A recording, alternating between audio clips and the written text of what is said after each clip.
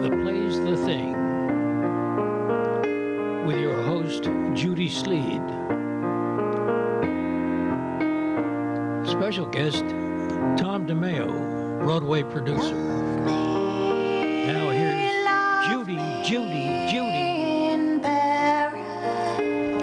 Thank you for that lovely introduction.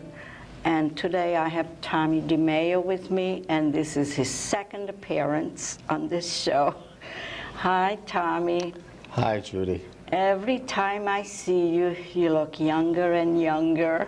What do you attribute this magic that you have? Well, yesterday I had my face done. You did? By Dr. Anton in Southampton. Yes. And it was about 10 years ago he did it the first time. So I'm a little sore, so forgive me, but you wanted me on the show, so I came. Yes, I wanted to, when you were on last time, I said, I want you to come back because there's so much to talk about. We could talk for hours and hours. And you just came back from London? Yeah, this is my fourth trip. I picked up some shows, some options to put on Broadway. Yes. We hope to have Hope with Diana Rigg here. And we have Glory, that's a fabulous comedy. And I'm praying to have, which I doubt, but I'm looking forward to maybe having Billy Elliot, the musical, which is a huge success in London. I remember that. You always liked that, even as a movie. Yeah, the movie was great, Yeah. but the play is outstanding. Really? Outstanding. And we have Hope in the works, and we have Glory in the works. So Hope and Glory, that goes together. yeah, well, Glory is a comedy. It's about a lady that lives at the Astor Hotel in New York City, and thinks she's a great opera singer. Oh, that is funny. I like those kind of But she doesn't know how to comedies. sing an opera at all. Oh, that's not. But at the end, she does get an audition at the Opera House. It's a great story. Love, warmth, heart, a very lovely story. It had a good review in London, and we have a great season this year.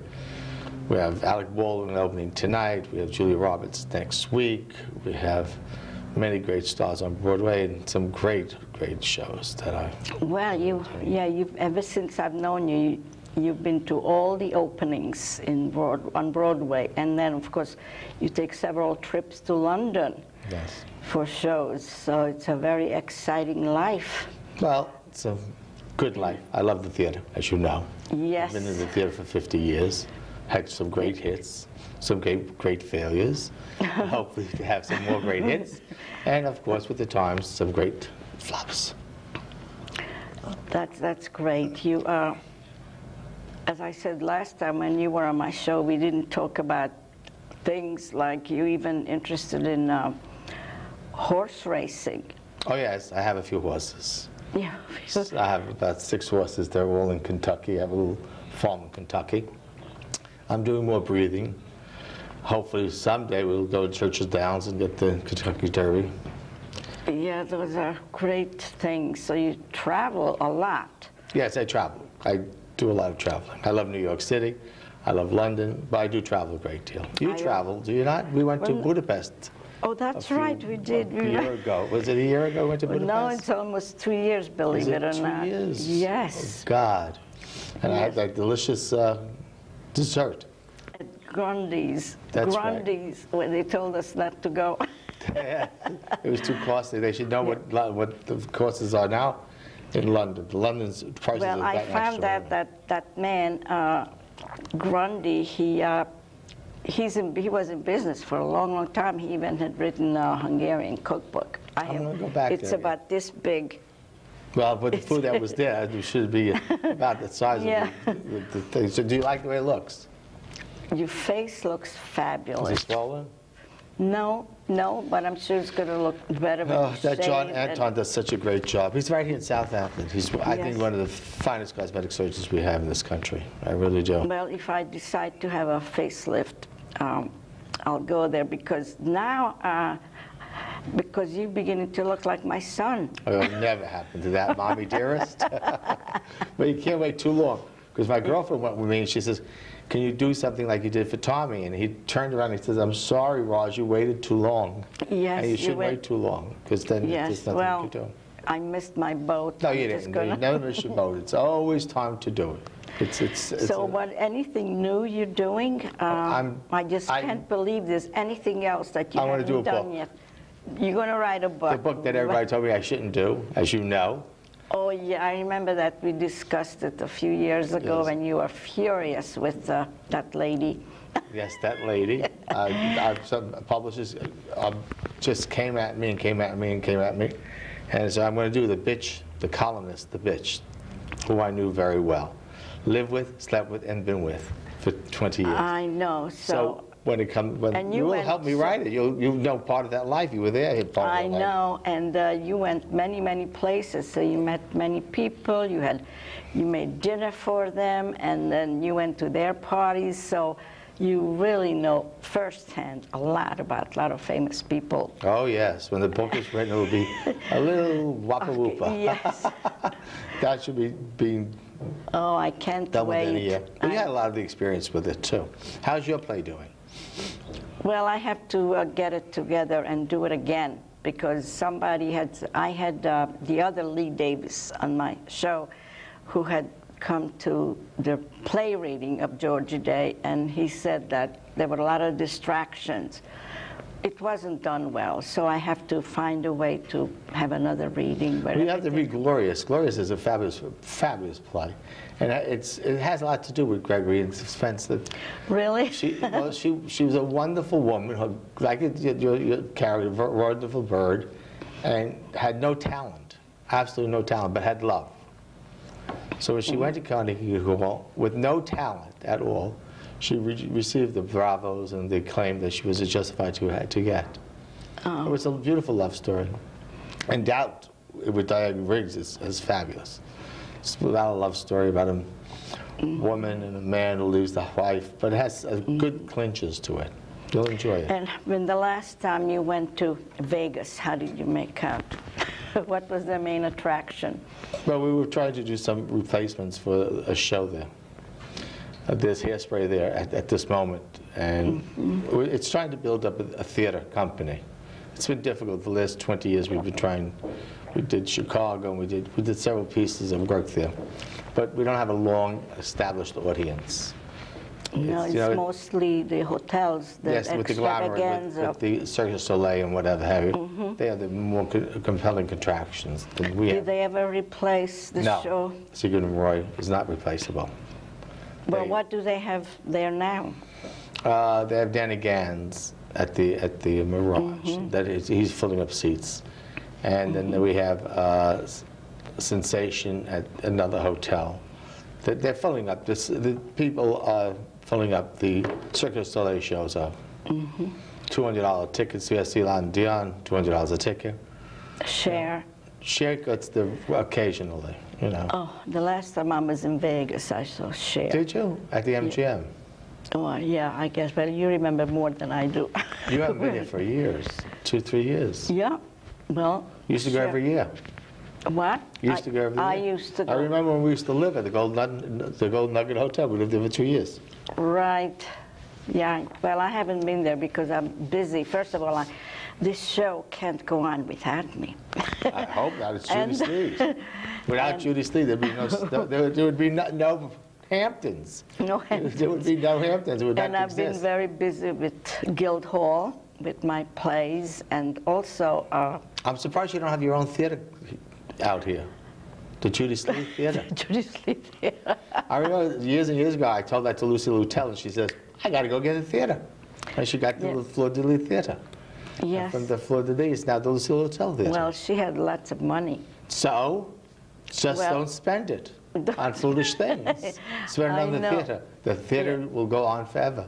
Right. Well, one of the children's play that I had written, they're going to do it in one of the schools. I'm sorry, I don't remember which one. This June. Oh, that's good. Which one? Which show? The Crayon. Oh, the Talking The Crayon. How is it doing? The plays is doing well. You know, certain schools take. I remember Earl Wilson loved it and his wife. I remember when we gave you the party. You gave me the party at the Lombardi Hotel. And Earl when was the there, book came out. and the Yes. mayor was there, and everybody loved the show. Yes. But you had all those problems in between, you know. Well, the thing is, I'm into too many things that I don't stick to one. And Have you been married again? I'm married to you. No, are you divorced from Joe completely? Of course I'm divorced. You haven't been married? Him? He got married, yes. Got married. He got married, no. With but children? I stuck to my... Convictions. What were they? I just was not interested in a long-term relationship, a one-to-one relationship. I just like to have, you know, be with other people here and there. More here or more there? One time relationship. That's one thing I learned from you. I stick to. I've been married. I've been with Anki for 15 years. I've been with Ross for 6.5 years. Yeah, but in between, you see some other people too. Well, you have to see people. We're not dead. Otherwise, how would you know if you have the right thing? If you don't meet other people, you know if you have the right thing at this moment. Do I what? Do you have the right thing at this moment? Are you seeing someone that you feel is the right thing? No, as I said, I only have too many in my life. My son and you, Jeff and you. I always say that. Everybody else comes after that. Well, you have two lovely grandchildren. I have 4 grandchildren. Well, the only ones I know are the 2 boys. Do they live in New York? Do they not? Oh, my oldest grandson lives in New York City. Do you know where? No. Nice grandmother. Must say. At least I know where my grandchildren live. What about your grandsons? Well, the oldest one is in the theater. He's doing very well. He's doing sets and all. Oh, Philip? Philip is doing sets and whatever. In Florida? No, in Los Angeles. He's with my son. You didn't tell me he went there. He's doing a lot of work with Tommy, my son. He's doing a movie, Diagnosis Murder. Yes. So he's got my son. My ear's a little itchy from the operation. And he's doing that. And my grandson's working for Abercrombie and Finch. Oh. So he loves it. He wants to be a model. So they're doing well. We'll say, maybe I could get them to put on a show for me. Well, because they always want to be doing producing. So have you started your book? I started my book, yes. I gave it to the agent, and she loves it. What's her name? Ross Cole, who was my middle agent. She loves it. She thinks it's going to hit big. When it hits, it's going to hit big. And you're going to be in it, of course. Oh, I'm afraid. I'm afraid what you're going to say. Be afraid. Be afraid. And how long do you think it's going to take you to finish? Well, if I really do it well, about 7 months. If I really want to do it well. When you say 7, then it's probably good about a year. Yeah. But it'll be a good book. Yes, but you have to keep constantly writing. I don't write. I have people to do it for me. Oh, pardon, I can't do like you. You write, and then you stop for a year, then you write. Yeah. And you write a book, it takes 22 years. It is true. I need inspiration, which I don't have lately. Well, when you went back to Hungary, did you write anything about it? Well, let's say I started. That was 2 years ago. Yeah. I never went back to it. It's a wonderful city. But I'm writing a play now for teenagers about the time I had spent right after the war, which is very interesting. So the time... Where were you? I was in Budapest. At 14? Yeah. Mm-hmm. When did you leave Budapest? Well, Budapest, I left a year later, but then I was in different countries. But this play is going to be just where, when I was in Budapest in this one home with other kids. The convent? Was this in the convent? No. Where were you in the convent? I was never in a convent. I thought you... No. Okay. I was in a Red Cross building. In Budapest? Yes, in Budapest. Boy, it looked so different this time when we went back. Well, it changes. After 40 years, things do change. 60. 60 years? 60 years. Well, nothing stays the same. Nothing. Nothing. So, where else did you go? I mean, lately you were in London, then you came back here, and before that you were in Vegas and Florida. And Venice and Florence and... Really? Do you like Venice? I love Venice. I have a home there, small little apartment, which I retreat to ever so often. And do you go on the gondolas? No. See, the gondolas, to go on a little ride, it's $150. Wow. Everything is very costly in Italy. We really have a very cheap place here in America, thank the Lord. We are the cheapest place in the world to go and visit and eat and live. Thank God for America. You can't go anywhere in the world today without thinking it's 5 times as much. You cannot have a cup of water in London without costing $5, or a cup of coffee without spending $15, or a drink without $25. So this is good, even though God bless America. the gas prices go up. The gas prices are cheaper here than anywhere else that I've ever seen. Yes, but this is, we have to do longer distances. Like in London, I know it's very expensive, the gas, right? But there's no place to drive. Yeah, everybody lives outside of London. London is only a small area. It's just like the 5 boroughs we have. You could put the whole country in New York. You mean the whole city? What? London has a very big. You have west of London, east of London. We have Brooklyn, New York, Manhattan. They also have the suburbs where all the people live. So I mean, it's all regional, but it's very costly. Well, you would take a subway here for $2. Would you rather live in London than here? Oh no, I would never live anywhere else but the United States, ever, ever. Anybody that would want to is insane, or very, very, very, very rich. But because you need a lot of money somewhere else. Here, you could live like a human being, with pride. You could buy a house, you could buy a car, you could have children, you could do things. In London, you can't even buy a shirt. That's how costly they are. Oh yeah, everything is so costly, it's true. The theater, the food, the restaurants. Even just if you wanted to take a subway, it's $5. And getting back to the theater, have you seen anything here in Guildhall or Bay Street? I haven't seen anything this year in Bay Street or Guildhall.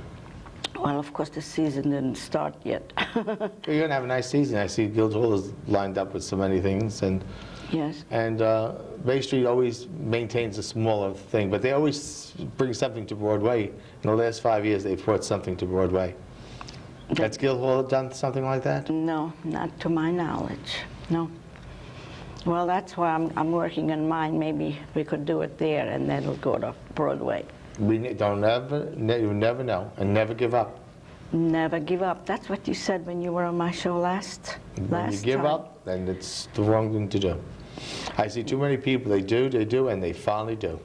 And your nephew, Anthony, I saw him. He's turning out to be a very handsome young man. I'm trying to get him in a little part in one of my shows on North Broadway or TV. I think he has great talent. I think I'm trying to enroll him into Lee Strasberg School or another school and see what happens. If you feel that somebody has talent and you could help, you should help. Anyone that has talent deserves to help.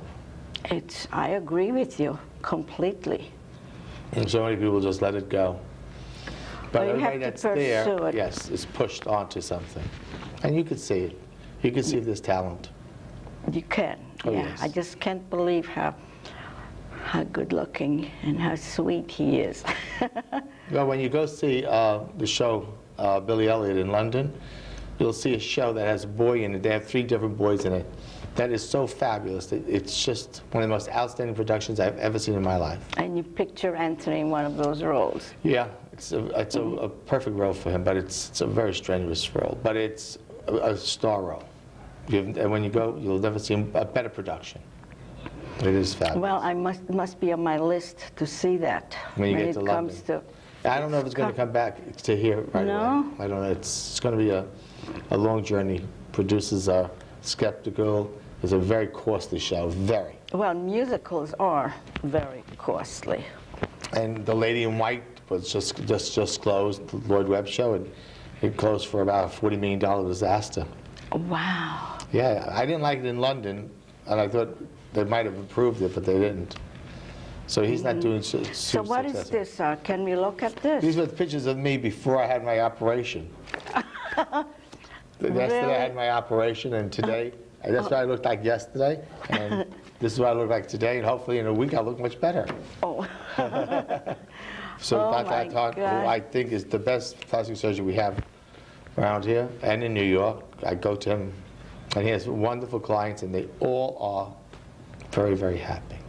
And everybody that wants to do it. If you could come like a day later from, from surgery, then he must be fabulous. He is. He did. And I wonder if your old friends are going to recognize you. Well, they put the thicker glasses on. Hello? Is that you? Is that you? It's a factor. But you look very, very well. Well, I think hard work agrees with you. Well, I have to, especially when I see you, because you're always so critical the way I look. I try. Because everybody tells such stupid lies. Oh, you look so good, and you look so fabulous. I know. And I say, well, all she has to do is look in the mirror and say, this is not a friend, it's a liar. So I'm so awfully critical about people that say you look so well when you don't. So why say anything? Then well, how could you be a friend? I don't know how. Some people are just not honest. Well, would you tell somebody, oh, you look so fabulous, you look so well? Oh, yes, I would. You would? I would. I would. What would that accomplish, by? Well, because you don't want to make a person feel bad. But you also want to improve them. It's debatable. So if a woman has a lipstick all the way up here, and she has long hair coming out here, and you could really help her, you would not say nothing, you'd just say she looks beautiful. Well, you want to know something? No, I wouldn't say anything, no. No, you have a long hair coming out.